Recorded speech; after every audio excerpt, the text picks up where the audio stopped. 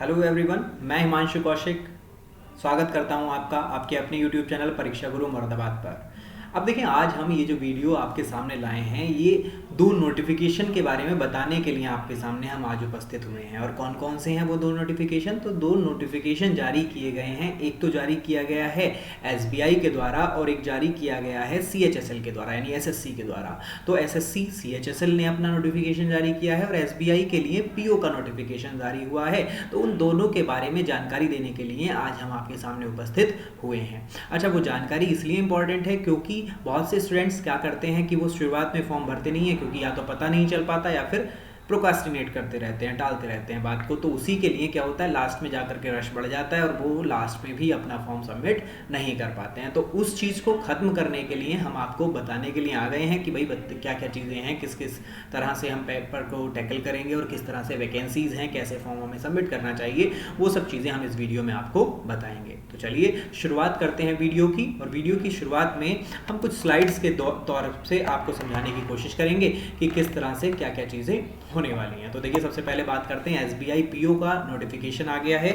SBI PO के form निकल गए हैं 2020 के लिए, ठीक है। और कब निकले हैं फॉर्म? तो भाई फॉर्म जो स्टार्ट हो गए हैं फिल होने, वो हो गए हैं 14/11/2020 से, यानी कि 14 तारीख 11 महीना 2020 से फॉर्म आप फिल कर सकते हैं। और इनकी लास्ट डेट जो है वो क्या है, वो है 4/12/2020। तो देखिएगा, सबसे इंपॉर्टेंट चीज़ तो यही हो गई कि आपको भाई ये चीज़ आपको ध्यान रखनी है कि ये 4 तारीख से पहले पहले आप फॉर्म भर दें, यानी कि जल्दी से जल्दी फॉर्म भर दीजिए।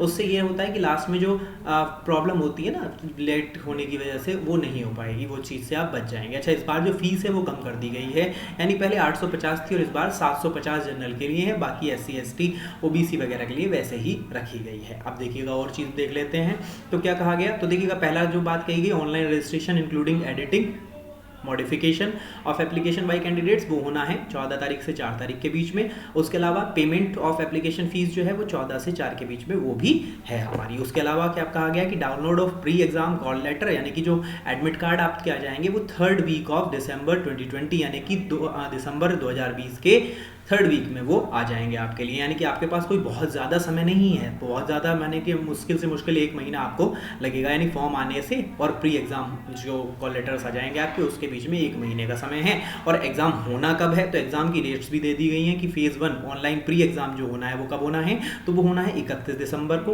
उसके अलावा 2nd, 4th और 5th जनवरी को, यानी 4 डेट्स उन्होंने मेंशन कर दी हैं, ये आपका एग्ज़ाम हो जाएगा। उसके अलावा डिक्लेरेशन ऑफ रिजल्ट का भी बता दिया है कि भाई प्री का रिजल्ट कब आ जाएगा, तो प्री का रिजल्ट कब आ जाएगा, तो ये 3rd वीक ऑफ जनवरी में प्री का रिजल्ट आ जाएगा। अच्छा, IBPS इसको गवर्न करता है, तो ये चीज़ एक अच्छी सी हो जाया करती है कि भाई ये लोग जब भी डेट निकालते हैं उसके 6-7 महीने के अंदर अंदर ज्वाइनिंग भी हो जाती है। जैसा कि आप देख सकते हैं कि इसमें हर चीज़ बिल्कुल क्लियरली मेंशन है, कुछ भी टेंटेटिव नहीं है। बस टेंटेटिव ये पहले ही उन्होंने बता दिया कि शेड्यूल थोड़ा सा टेंटेटिव है, मे बी पॉसिबल कि कोई अनसर्टिनिटी ना हो जाए। अगर कोई ऐसी बात हो जाती है तो थोड़ा बहुत चेंज हो सकता है, अदरवाइज ये चेंज नहीं होने वाला है। उसके अलावा हम बात बताना चाहते हैं आपको कि डिक्लेरेशन ऑफ रिजल्ट भी बता दिया गया है कब, 3rd वीक ऑफ जनवरी, यानी कि 3rd वीक ऑफ जनवरी में रिजल्ट भी डिक्लेयर आपको हो जाएगा प्री एग्जाम का। उसके बाद फिर आप अच्छे से जानते हैं कि भैया 3 फेज होते हैं, एक हुआ करता है प्री, उसके बाद हुआ करता है मेन और उसके बाद हुआ करता है इंटरव्यू। तो 3 फेजेस हुआ करते हैं। तो प्री होगा पहले, और जो प्री को क्लियर कर लेगा वो मेंस देगा। और मेंस होगा कब, तो मेंस होगा आपका 29 जनवरी को, 29 जनवरी 2021 को आपका मेंस एग्जाम हो जाएगा एसबीआई का पीओ का। तो उसका रिजल्ट कब डिक्लेयर होगा सर, तो उसका रिजल्ट डिक्लेयर हो जाएगा 3 या 4 या 3rd वीक या फिर 4th वीक में फरवरी के, ठीक है। तो फरवरी के 3rd और 4th वीक में उसका रिजल्ट डिक्लेयर हो जाएगा। अब फिर क्या होगा, तो फिर उसके बाद क्या होता है, तो हम अच्छे से जानते हैं कि इंटरव्यू होता है। तो फिर इंटरव्यू के कॉल लेटर्स कब जारी होंगे, तो वो जारी हो जाएंगे 3rd या 4th वीक में, यानी कि जैसे ही रिजल्ट आएगा उसी के साथ साथ कॉल लेटर्स भी आपके जनरेट कर दिए जाते हैं इंटरव्यू के लिए, यानी कि कौन कौन व्यक्ति इंटरव्यू के लिए क्वालिफाई हुए हैं। तो देखिएगा, जो प्री क्लियर करेगा वो मेंस देगा, और जो मेंस क्लियर कर देगा फिर उसका हो जाएगा किसमें, इंटरव्यू देने के लिए उसको बुलाया जाएगा। और कब होगा इंटरव्यू, तो बताया गया है फेज 3, यानी इंटरव्यू जो है, और इंटरव्यू और GD है ना, ग्रुप एक्सरसाइजेस जिसको कह देंगे, ग्रुप डिस्कशन जिसको कह दिया करते हैं, वो होगा कब, तो फरवरी या मार्च में होगा 2021 को। उसके अलावा लास्ट जो रिजल्ट होगा, हमारा फाइनल जो रिजल्ट होगा, वो कब डिक्लेयर हो रहा है, तो वो डिक्लेयर हो रहा है लास्ट वीक ऑफ मार्च। तो अगर आप ध्यान से देखें तो भैया 14/11 यानी कि 14 नवंबर को डिक्लेरेशन हुआ, नोटिफिकेशन आया और फाइनल रिजल्ट कब डिक्लेयर हो जा रहा है, तो लास्ट वीक ऑफ मार्च, यानी कि नवंबर, दिसंबर, जनवरी, फरवरी, मार्च, यानी कि मुश्किल से 5 महीने लग रहे हैं, 5 महीने का समय भी नहीं है और डिक्लेयर भी हो जाएगा लास्ट रिजल्ट। और उसके बाद क्या कहा गया है फिर, तो देखिएगा एक प्री एग्जामिनेशन ट्रेनिंग हुआ करती है SC ST और रिलीजियस माइनॉरिटीज़ जो होती हैं उनके लिए, तो वो कब से होगी, तो उसके लिए भी बता दिया गया है। वैसे वो कुछ ज़्यादा इंपॉर्टेंस नहीं है आपके लिए, तो वो आप ध्यान रखेंगे। तो download of call letter for pre exam training जो है वो 2nd वीक ऑफ दिसंबर से हो जाएंगे। उसके अलावा 3rd और 4th वीक ऑफ दिसंबर 2020 को ये ट्रेनिंग कंडक्ट की जाएगी, ठीक है। उसके अलावा एक चीज़ बहुत ज़्यादा ज़रूरी है जानने के लिए कि भाई वैकेंसीज़ कब कितनी हैं, तो देखिएगा वैकेंसीज़ टोटल जो वैकेंसीज़ हैं वो 2000 वैकेंसीज़ हैं टोटल। अगर जनरल की बात करें तो 810 हैं, EWS यानी कि इकोनॉमिकली जो बैकवर्ड हैं, ठीक है, वीकेंड जो आपके हैं जो कि जनरल कैटेगरी में भी हैं चाहे किसी में भी हैं, तो उसके लिए 200 वैकेंसीज़ हैं। OBC के लिए 540 हैं, ST के लिए 150 हैं और SC के लिए 300 वैकेंसीज़ हैं। उसके अलावा अगर कोई हैंडीकैप्ड वगैरह हैं तो उनके लिए भी अलग वैकेंसीज निर्धारित की जाती हैं, ठीक है। चलिए, तो यहाँ तक की बात सभी को समझ में आ गई होगी। अच्छा, फॉर्म कहाँ से भरना है, कैसे भरना है, तो वेबसाइट पर लिंक हमने लगा दी है आपकी, जाइए आप वेबसाइट पर, और टेलीग्राम पर हमने उसका नोटिफिकेशन भी आपको सेंड कर दिया है, तो वहाँ पर जा करके आप आसानी से फॉर्म को फिल कर सकते हैं। ऑफिशियल नोटिफिकेशन चाहिए तो उसका भी वहाँ पर आपको एक टैब मिल जाएगा, उसको प्रेस करके आप ऑफिशियल नोटिफिकेशन भी डाउनलोड कर सकते हैं, ठीक है। जल्दी से जल्दी फॉर्म भर दें ताकि ये जो डेट है ये 4th ऑफ दिसंबर ये निकल ना जाए, ठीक है। चलिए अगली बात कर लेते हैं, तो सैलरी से रिलेटेड बात कर लेते हैं। भाई कितनी सैलरी हुआ करती होगी एक SBI PO की, तो देखिएगा अगर जनरल एक ओवरऑल बताऊँ मैं सब कुछ जोड़ने के बाद, या पहले हम नॉर्मल बता देते हैं, तो प्रेजेंटली द स्टार्टिंग बेसिक पे, तो बेसिक पे जो है वो कितना है 27,620 रुपये विद 4 एडवांस इंक्रीमेंट, है ना। तो 4 एडवांस इंक्रीमेंट है इसमें। इन द स्केल ऑफ, यानी किस हिसाब से होंगे इंक्रीमेंट, तो देखिएगा 23,700 है, उसमें 980 ऐड कर देगा तो ये हो जाएगा, ठीक है। उसी प्रकार से आगे के इसने सब बता दिए हैं। Applicable to junior management grade scale 1, ठीक है, स्केल 1 का ही एग्जाम है ये। और the official will also be eligible for DA, यानी कि DA भी मिलेगा, HRA भी मिलेगा, लीज रेंटल भी मिलेगा, CCA भी मिलता है, मेडिकल मिलता है, अदर अलाउंस मिलते हैं। तो अगर मैं एक ओवरऑल सैलरी की बात करूं तो लगभग 40K to 45 से भी ऊपर हुआ करती है सैलरी। अगर हम एक SBI PO की बात करें तो लगभग 50,000 के करीब की सैलरी उसकी बनती है, ठीक है। तो उसके लिए कोई दिक्कत की बात नहीं है, वैसे भी सैलरी है। और उसके साथ साथ अगर हम बात करें तो एक पोस्ट है, पोस्ट कौन सी, SBI PO, जो कि एक बहुत बड़ी बात है अपने आप में भी, समाज में भी उसकी एक अलग ही रेस्पेक्ट हुआ करती है। जब हम वहाँ पे मैनेजर पोस्ट की बात करते हैं, क्लरिकल की भी रेस्पेक्ट है लेकिन मैनेजर की उससे ज़्यादा रेस्पेक्ट है, और उसकी सैलरी भी अच्छी हुआ करती है। उसके अलावा भी उनको बहुत सी ऐसी चीज़ें मिलती हैं जिनके लिए वो बहुत सा फ़ायदा उठा सकते हैं, जैसे लोन्स वगैरह का, और भी चीज़ों में उन्हें बेनिफिट मिलते रहते हैं, ठीक है। चलिए, तो बात कर लेते हैं आगे की। तो कुछ और चीज़ की सिलेक्शन प्रोसीजर क्या है, भाई किस तरह से सिलेक्शन होना है, किस चीज़ का एग्जाम होगा, किस किस तरह से एग्जाम होगा। तो जैसे हमने आपको बताया कि 3 फेजेस हैं, एक है प्री, फिर है मेन और फिर है इंटरव्यू, ठीक है। तो प्री की अगर हम बात करें तो प्री यानी कि हमारा जो फर्स्ट एग्जाम है, फेज 1 जो है हमारा, उसमें हमारे 3 सब्जेक्ट्स आते हैं। अच्छा, ये इसमें कोई चेंजेस नहीं है, वैसा ही है जैसे पिछली बार था, वैसा ही है जैसे IBPS में था, वैसा ही है जैसे कि RRB में भी हुआ करता है। बस उसमें वहाँ पर सब्जेक्ट्स की जो मतलब 3 की जगह 2 हो जाया करते हैं, यानी वहाँ पर आपका इंग्लिश नहीं आया करता, मैथ्स और रीजनिंग आते हैं, लेकिन यहाँ पर सब्जेक्ट्स हैं 3। कौन कौन से, इंग्लिश लैंग्वेज है, उसके अलावा आपकी क्वांटिटेटिव एप्टीट्यूड है, और उसके अलावा रीजनिंग एबिलिटी है। तो अगर हम इंग्लिश लैंग्वेज की बात करें तो इंग्लिश लैंग्वेज के टोटल जो क्वेश्चंस आने हैं वो 30 आने हैं, और उसके जो मार्क्स होंगे वो भी कितने होंगे, 30 ही मार्क्स होंगे। उसी प्रकार 35 नंबर क्या आना है क्वांटिटेटिव एप्टीट्यूड, और उसके अलावा रीजनिंग की बात करें तो वो भी 35 मार्क्स की आती है, और 35 क्वेश्चंस उसके होते हैं। लेकिन इसके लिए सबसे इंपॉर्टेंट बात यह है कि भैया तीनों ही को 20-20 मिनट के ड्यूरेशन में बांट दिया जाता है। यानी कि अगर हम प्री की बात करें तो उसमें 100 नंबर आपको लाने हैं, और कितने मिनट में लाने हैं, यानी कि 100 नंबर का आपका पेपर होना है और कितने मिनट में होगा वो पेपर, तो टोटल आपको टाइम मिलेगा 60 मिनट, यानी 60 मिनट में 100 क्वेश्चंस आपको अटेम्प्ट करने हैं, जिसमें से 30 इंग्लिश के होंगे, 35 क्वांट के होंगे, और आपके 35 ही होंगे रीजनिंग के, ठीक है। और देखिएगा ऊपर ही लिख दिया गया है कि the selection of the probationary officers will be done through the 3-tier process, यानी कि 3 एग्जाम्स होने हैं। कौन कौन से, तो सबसे पहला हमने बता दिया फेज 1 जो कि प्री होगा, और प्री में हमने बताया कि 3 है, 100 मार्क्स है, will be conducted online. The test will have of 3 sections with separate timing for each session, ठीक है, हर एक की सेपरेट टाइमिंग होगी। अच्छा, इसमें नेगेटिव मार्किंग भी हुआ करती है कितनी की, तो 1/4 की हुआ करती है, यानी कि 0.25 की नेगेटिव मार्किंग भी हुआ करती है, ठीक है। अब देखिएगा इसके बाद क्या हुआ, तो भाई जब आपने प्री क्लियर कर दिया तो फिर किस में पहुंचे अब आप पहुंच गए हैं मेन एग्जाम में, ठीक है। तो मेन एग्जामिनेशन होगा। Selection criteria for main exam क्या है, तो category wise merit list will be drawn on the basis of the aggregate marks scored in the pre-examination.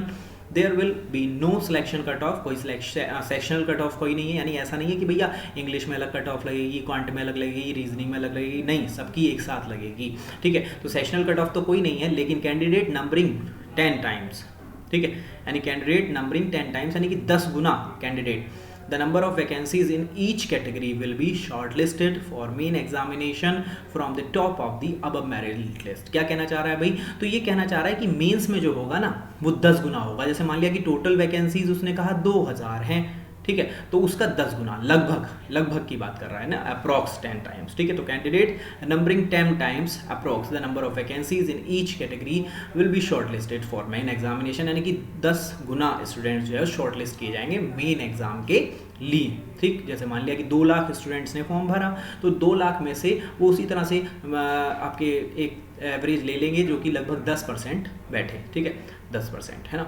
चलिए, तो अब बात करते हैं आगे की।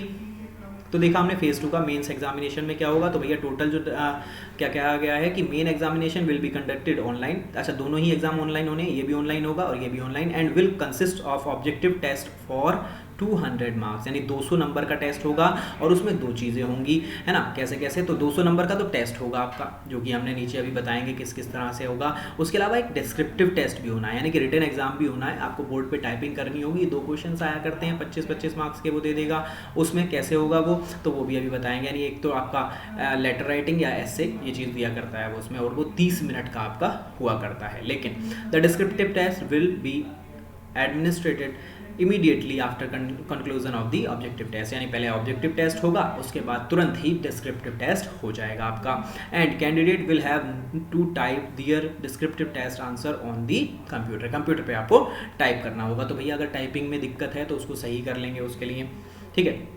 ऑब्जेक्टिव टेस्ट में क्या होगा, तो हमने बताया था कि टोटल 200 मार्क्स का होना है ऑब्जेक्टिव टेस्ट, और उसमें जो है 3 घंटे का समय आपको मिलेगा। कितने समय मिलेगा, तो 3 घंटे का समय मिलेगा, और आधा घंटा बाद वाला, यानी टोटल टेस्ट कितने टाइम का होने वाला है, तो 3.5 आवर्स का टेस्ट होने वाला है, यानी कि 3 घंटे 30 मिनट का टेस्ट आपका होगा ये, ठीक है। तो इस चीज़ को ध्यान रखेंगे आप, कैसे कैसे होगा 3 घंटा 30 मिनट, तो वो भी देख लें। तो भैया 4 सेक्शन में बटा हुआ है, कौन कौन से हैं वो चारों, तो पहला है रीजनिंग, दूसरा है डेटा एनालिसिस एंड इंटरप्रिटेशन, यानी यहाँ पर वो क्वांट नहीं कहता, सीधा सीधा कह देता है DI और DA, यानी कि DI के क्वेश्चंस आएंगे और DA के क्वेश्चंस आएंगे। उसके अलावा जनरल इकोनॉमी और बैंकिंग अवेयरनेस, और उसके अलावा इंग्लिश लैंग्वेज, यानी कि टोटल 4 पोर्शन में बांटा हुआ है उस टेस्ट को, और कितने कितने मार्क्स के हैं और कितने कितने क्वेश्चंस आएंगे। तो अगर हम बात करें रीजनिंग एंड कंप्यूटर एप्टीट्यूड की, तो टोटल कितने आएंगे, 45 क्वेश्चन आएंगे, लेकिन उनके मार्क्स कितने होंगे, 60 होंगे, यानी कि डिवाइड कर दिया जाएगा उसी हिसाब से, किसी को 2 नंबर किसी को 1 number,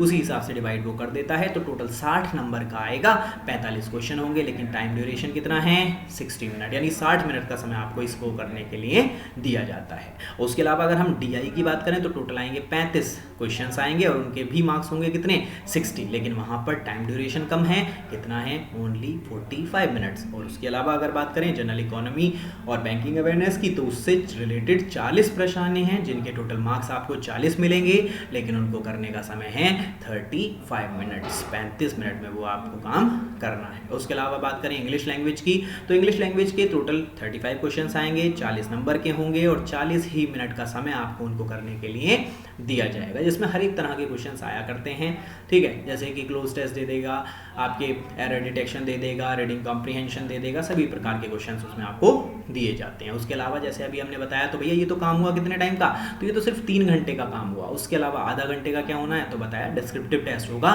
the duration of descriptive test is 30 minute, यानी 30 मिनट का डिस्क्रिप्टिव टेस्ट होगा आपका, it will be a test for English language, ये सब सिर्फ इंग्लिश लैंग्वेज के लिए होगा। लेटर राइटिंग होगी और एसे राइटिंग होगी इसमें आपको, यानी कि 2 क्वेश्चंस आएंगे आपके और वो दोनों क्वेश्चंस 50 मार्क्स के होंगे। वो एट द टाइम आपको पता चल जाएगा कि कौन सा 25 के कर रखे हैं, 30-20 के कर रखे हैं, वो एट द टाइम आपको पता चल जाएगा। ठीक है, तो ये बात हुई किसकी, SBI PO की हमने बात की कि भैया 3 चीज़ें हुआ करती हैं, प्री होता है, मेंस होता है और उसके बाद इंटरव्यू होता है। तो प्री मेंस की हमने यहाँ बात कर लिया, प्री क्लियर किया तो मेंस में पहुंचे, मेंस क्लियर किया तो इंटरव्यू में पहुंचे, और जब आप इंटरव्यू में पहुंचेंगे तो वहाँ पर फिर आपको आगे के लिए बता दिया जाएगा और उसके बाद फिर आपकी लिस्ट जारी हो जाती है, आपको पता चल जाता है कि आपका सिलेक्शन कहाँ पर हुआ है, आपको कौन सी ब्रांच जो है वो अलॉट हुई है। ठीक है, तो यहाँ तक की बात समझ में आ गई। अब देखिए बात कर लेते हैं एक और नोटिफिकेशन की, जो कि आया है किसका, SSC CHSL का। और CHSL 2020 का नोटिफिकेशन डिक्लेयर कर दिया गया है, बता दिया गया है, वैकेंसीज आ गई हैं। ठीक है, लेकिन अभी वैकेंसीज कंफर्म नहीं की गई हैं कि इतनी वैकेंसीज हैं, लेकिन तारीख आ गई है। कब आया है नोटिफिकेशन, तो ये नोटिफिकेशन आ चुका है आपका 6 नवंबर 2020 को, यानी कि 6 नवंबर को ये नोटिफिकेशन आपका आ गया था। लेकिन इसको कब तक भरना है, डेट कब तक है भरने की, तो 15/12/2020 तक आप इसको भर सकते हैं, यानी कि अभी समय है, तो इसको भी जल्दी से जल्दी भर लेंगे। रश ना हो, साइट ज़्यादा बिजी ना हो, उसके लिए जल्दी से जल्दी कोशिश करेंगे इसको फिल करने की फॉर्म को। लास्ट डेट बताई गई है, ध्यान से देखेंगे क्या है, 15/12/2020। भैया भूले ना, अगर आपने इससे ज़्यादा करेंगे तो दिक्कत पड़ जाती है। लास्ट मोमेंट के लिए वेट ना करें, अभी जल्दी से जल्दी फॉर्म भर दें। ठीक है, बताया गया है कि रात को 11:30 बजे तक आप फॉर्म फिल कर सकते हैं। और last date and time for making online fee payment, तो ऑनलाइन फ़ी पेमेंट करने की लास्ट डेट क्या है, तो वो है 17/12। ठीक है, 2 दिन और एक्स्ट्रा उसमें मिलेंगे, टाइम वही है 11:30 बजे रात को। Last date and timing for generation of offline challan अगर ऑफलाइन जमा कर रहे हैं तो उसकी डेट क्या है, तो उसकी डेट है 19/12। उसके अलावा अगर बात करें last date of for payment through challan, अगर पेमेंट चालान के थ्रू जमा कर रहे हैं तो चालान के थ्रू जमा करने की डेट क्या है, 21/12। उसके अलावा CBT जो होगा आपका, यानी कि टियर 1 जो होगा, जैसे कि आप जानते हैं इसमें भी इसी तरह से एग्जाम होते हैं, टियर 1 टियर 2, तो उसी प्रकार से आपको पता होना चाहिए कि टियर 1 जो होना है हमारा वो कब से कब तक होगा, तो वो अप्रैल में होगा। कब से कब तक, तो 12 अप्रैल 2021 से 27 अप्रैल 2021 तक होना है। यानी कि इस चीज़ का भी आपको पता होना चाहिए कि भैया कितना समय है मेरे पास। तो मैंने माना कि नवंबर में हम फॉर्म भर रहे हैं, तो दिसंबर, जनवरी, फरवरी, मार्च, 4 महीने तो बिल्कुल क्लियर हैं। अप्रैल में पेपर होना है, यानी कि 4 महीने बहुत बड़ा समय होता है CHSL के एग्ज़ाम के लिए। 4 महीने काफ़ी हैं, अगर आप अच्छे से मेहनत करने के लिए लग जाएंगे तो 4 महीने बहुत बड़ा समय है, आप आसानी से इसको क्लियर कर सकते हैं। अच्छा, टियर 2 की जो डेट है वो अभी तक इन्होंने डिक्लेयर नहीं की है। चलिए और चीज़ें देख लेते हैं इस एग्ज़ाम से रिलेटेड। ठीक है, तो फॉर्म जल्दी से जल्दी भर देंगे, लेट ना करें, ताकि आपको प्रॉब्लम ना हो जो लास्ट टाइम पे रश आ जाया करता है साइट पर, उससे। चलिए अब देख लेते हैं कैसे होगा एग्ज़ाम। तो स्कीम ऑफ एग्जामिनेशन, यानी कि क्या सीन है, किस तरह से होगा, क्या क्या चीज़ें होती हैं। तो हमने बताया जैसे आपको कि 3 टियर में एग्ज़ाम होता है, टियर 1, टियर 2 और टियर 3। टियर 1 में क्या हुआ करता है, तो CBT यानी कि कंप्यूटर बेस्ड एग्जाम होगा, कंप्यूटर यानी ऑनलाइन एग्जाम होना है टियर 1 में। उसका भी हम बताएंगे कौन कौन से क्वेश्चंस उसमें किस किस प्रकार से आया करते हैं। फिर होगा डिस्क्रिप्टिव टेस्ट, डिस्क्रिप्टिव पेपर होगा, और पेपर नंबर 2 यानी कि टियर 2 जो होगा वो डिस्क्रिप्टिव टेस्ट होगा। उसके अलावा स्किल टेस्ट और टाइपिंग हुआ करती है, स्किल टेस्ट और टाइपिंग। ठीक है, तो ये सब चीज़ें आपको पता होनी चाहिए कि कैसे कैसे कब कब एग्जाम होना है। अब देखिए अगली देख लेते हैं कि in the question paper wherever necessary the merit system of weight and measures will be used। ठीक है, उसके अलावा बताया क्या गया है कि भैया क्या और भी चीज़ें क्या क्या होनी है। तो हमने देखा कि भाई टियर 1 की अगर हम बात करें तो CBT तो होना ही है, यानी कंप्यूटर बेस्ड टेस्ट तो होना ही है, लेकिन उसमें क्वेश्चंस कौन कौन से, यानी कि किस किस पेपर से पूछे जाएंगे। तो 4 सब्जेक्ट्स हैं, इंग्लिश लैंग्वेज है, बेसिक नॉलेज होनी चाहिए उसकी, जनरल इंटेलिजेंस है जिसको हम रीजनिंग भी कह देते हैं, उसके अलावा क्वांटिटेटिव एप्टीट्यूड है, बेसिक अरिथमेटिक स्किल, उसके अलावा जनरल अवेयरनेस। ठीक है, तो इसके क्वेश्चंस कितने कितने आएंगे, तो देखिएगा सबके नंबर ऑफ क्वेश्चंस 25, 25, 25 और 25 हैं, और कितने कितने मार्क्स के होंगे, तो 50-50 मार्क्स के सभी पोर्शन आपके हैं। कितने समय का पेपर होगा, तो पेपर होगा टोटल 60 मिनट्स का, 60 मिनट का पेपर है। अच्छा, जो फिजिकली डिसेबल्ड हैं उनके लिए 80 मिनट का पेपर है। For candidate eligible for scribe as per the para 8.1 and 8.2। अगर आप नोटिफिकेशन डाउनलोड कर लेंगे तो वहाँ पर 8.1 और 8.2 में आपको मिल जाएगा कि अगर आपके साथ कोई साथी जा रहा है, यानी कि आप कोई किसी तरह से फिजिकली डिसेबल्ड है या फिर कुछ भी ऐसी प्रॉब्लम है, यानी आपको एक व्यक्ति की ज़रूरत है एग्ज़ाम में, तो उसके लिए, उस व्यक्ति के लिए पेपर जो हो जाता है वो 80 मिनट का हो जाता है। नोटिफिकेशन कहाँ से मिलेगा, तो हमने आपको बताया हमारी वेबसाइट है www.pgcambd.com। उसका लिंक भी आपको मिल जाएगा नीचे, जब आप जो डिस्क्रिप्शन डला हुआ है वेबसाइट, उसका लिंक भी आपको मिल जाएगा, वहाँ से देख लेंगे। उसके अलावा हमारा टेलीग्राम चैनल है, उसको सब्सक्राइब ज़रूर करेंगे। और वीडियो अगर पहली बार आप इस चैनल पर देख रहे हैं तो इसको भी सब्सक्राइब कर लें। ऐसी वीडियोज़ हम रेगुलर डालते रहते हैं, आपको इन्फॉर्मेशन देते रहते हैं नोटिफिकेशंस के बारे में। तो ये तो बात हुई किसकी, Tier 1 एग्ज़ाम की।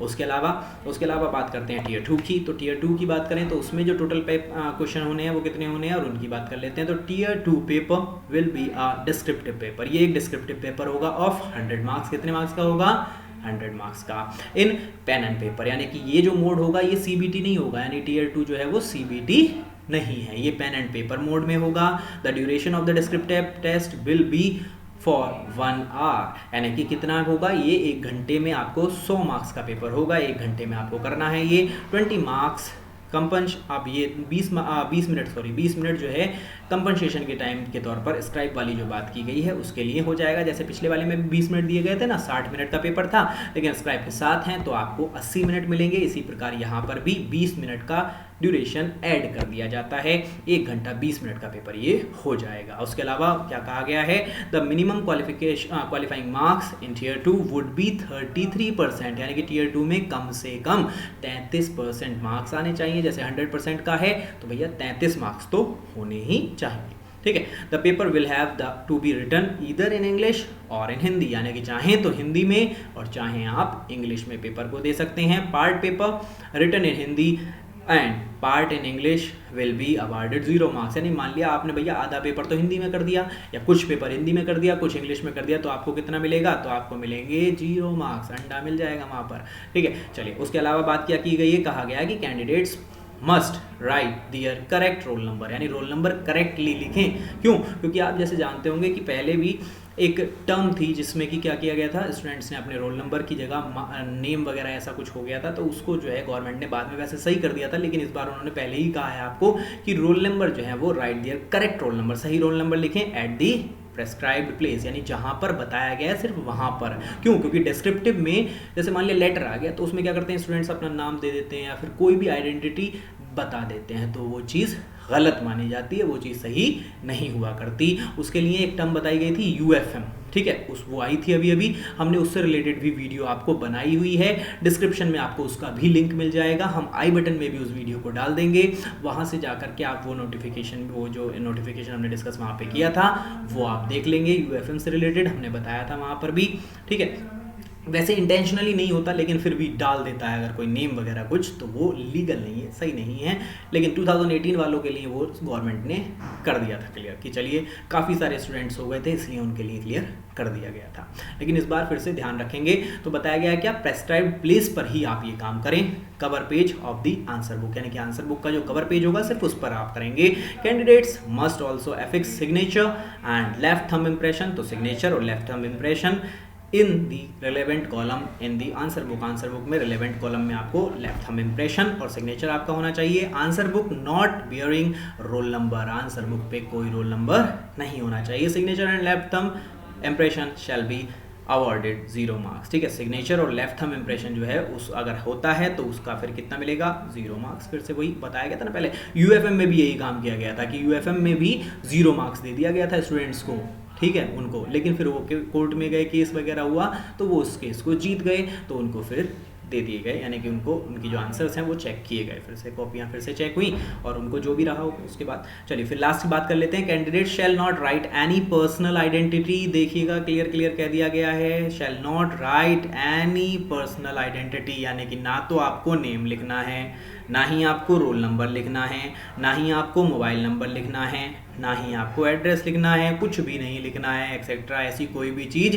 जो कि आपकी पर्सनल आइडेंटिटी बताती हो उसको आपको कहीं भी आंसर शीट में नहीं लिखना है। Tier 2 पेपर जो कि डिस्क्रिप्टिव होगा उसमें आपको कहीं भी पर्सनल रिटन में कुछ भी ऐसा नहीं लिखना है। जैसे मान लिया एप्लीकेशन लिखी तो भैया लास्ट में लिख दो XYZ, है ना, इस तरह से लिख दो। तो ये कोई पर्सनल आइडेंटिटी नहीं है, नाम नहीं लिखना वहाँ पर, जैसे कह देते हैं ना योर रेस्पेक्टफुली या योर फेथफुली, तो वहाँ पर लास्ट में लिख देते हैं, तो वो चीज़ नहीं करनी है, क्योंकि उसमें क्या होगा, साफ साफ लिख रखा है नीचे क्या होगा, inside the answer book. Answer book के अंदर ऐसा कुछ नहीं लिखना है। The candidates who fail to adhere to these instructions, जिसने ये इंस्ट्रक्शन फॉलो नहीं किए, विल बी अवॉर्डेड, कितना अवॉर्ड किया जाएगा, 0 marks, even if marks are awarded during the evaluation process, यानी कि मार्क्स जो इवेल्युएशन प्रोसेस में होंगे वो कितने दिए जाएंगे उसको, तो कोई मार्क्स नहीं मिलेगा, 0 नंबर दे दिया जाएगा, यानी कि आपकी कॉपी ही चेक नहीं होगी अगर आपने ऐसा किया है तो उस चीज़ का ध्यान रखेंगे। UFM देख लेंगे वीडियो। चलिए अब बात करते हैं टियर 3 की। टियर 3 में बताया स्किल टेस्ट होगा या फिर कहते हैं टाइपिंग टेस्ट होगा। स्किल टेस्ट होगा कैसे, तो स्किल टेस्ट या typing test for the short listed candidates will be conducted on the computer provided by the commission or its authorised agency, यानी कि जो भी ऑथराइज्ड एजेंसी होगी उसने जो कंप्यूटर प्रोवाइड किया होगा वो उस पर आपका स्किल टेस्ट या टाइपिंग टेस्ट होगा। तो देखिए टाइपिंग की स्पीड के लिए जैसे मान लिया हमने क्या करते हैं कि भैया लैपटॉप पे टाइपिंग सीख ली तो उस पर हमारी आदत बहुत अच्छी हो जाती है, लेकिन समस्या क्या आती है भाई, वहाँ पर जो सिस्टम होंगे वो कैसे होंगे, तो मे बी पॉसिबल उन्होंने जो है 2007 का बोर्ड डाल रखा है और पुराने सिस्टम है, तो आप जो प्रैक्टिस करें वो किस पे करें, तो लैपटॉप पे ना करके कीबोर्ड ले आएँ लैपटॉप के साथ के लिए और उस पर प्रैक्टिस करें, उस पर अच्छा हाथ सेट हो जाएगा। ठीक है, तो उस तरह के आपके प्रैक्टिस होनी चाहिए। उसके अलावा क्या कहा गया कि स्किल टेस्ट या typing test will be conducted in the cities where regional officer of the commission are located और as decided by the commission, वो चीज़ आपको बता दी जाएगी जब टियर 2 क्लियर कर लोगे तो बता दिया जाएगा, पता चल जाएगा। उसके बाद क्या कहा गया, स्किल टेस्ट या typing test will be qualifying nature, सिर्फ क्वालिफाइंग नेचर के होंगे, यानी कि एक मिनिमम क्राइटेरिया है, उसको आप अगर क्लियर करते हैं तो आप स्किल टेस्ट में क्लियर हो जाएंगे। Error in the skill test will be calculated up to 2 decimal place, यानी एरर कहाँ तक आपकी होगी, तो 2 डेसिमल प्लेस, 2 डेसिमल प्लेस तक आपकी एरर कैलकुलेट होगी। उसके अलावा क्या कहा गया कि स्किल टेस्ट या typing test will be conducted as per the following scheme, following scheme हम आपको बता देंगे। ठीक है, तो यहाँ तक की बात आपको समझ में आ गई है। चलिए, तो ये सब चीज़ें आपको क्लियर हो गई होंगी, उम्मीद करते हैं सभी चीज़ आपको समझ में आ गई होगी। अच्छा, ये जो फॉलोइंग स्कीम है वो चीज़ क्या है, तो उसमें बताया गया है कि भाई किस किस तरह से है, वो चीज़ आपको कहाँ मिलेगी, तो नोटिफिकेशन में मिलेगी, तो नोटिफिकेशन डाउनलोड कर लेंगे। नोटिफिकेशन कहाँ मिलेगा, तो बताया वेबसाइट पे मिलेगा। कौन सी वेबसाइट है, pgcambd.com, उसका लिंक आपको डिस्क्रिप्शन में मिलेगा, जाकर के वहाँ पर नोटिफिकेशन डाउनलोड कर लें। ठीक है, ये चीज़ क्लियर कर लें अपनी। ठीक है, तो चलिए यहाँ तक की बात उम्मीद करते हैं सभी को समझ में आ गई होगी। ठीक है, सभी को क्लियर हो गया है इतनी चीज़, यानी कि SSC CHSL और SBI PO दोनों फॉर्म जो आपके एस्पिरेंट जो भी इनकी रिलेटेड तैयारी कर रहे हैं या फिर जो कि एलिजिबल हैं इनको भरने के लिए, वो ज़रूर भरें और समय से पहले भरें। दोनों की डेट मैं एक बार फिर से बता देता हूँ, तो देख लो CHSL की डेट क्या है, 15 तारीख लास्ट डेट है, 15/12, और SBI की लास्ट डेट क्या है, तो SBI की लास्ट डेट है 4/12। दोनों को भर देंगे, 750 रुपये का फॉर्म है। इसमें नेगेटिव मार्किंग कितनी है SBI में, तो 0.25 की, CHSL में कितनी है, तो 0.5 की, आधा नंबर कट जाएगा। ठीक है, तो ये चीज़ें ध्यान रखेंगे। ठीक है, इस पर वैसे भी अवार्ड जो होता है वो 2 नंबर का होता है, पर क्वेश्चन 2 नंबर मिलेंगे, वहाँ पर ऐसा नहीं है, वहाँ पर क्वेश्चन 1 नंबर है SBI PO में। ठीक है, तो उम्मीद करते हैं ये सब चीज़ें आपको आसानी से समझ में आ गई होंगी। चलिए, तो वीडियो में अंत तक बने रहने के लिए बहुत बहुत धन्यवाद। Thanks for watching, thank you.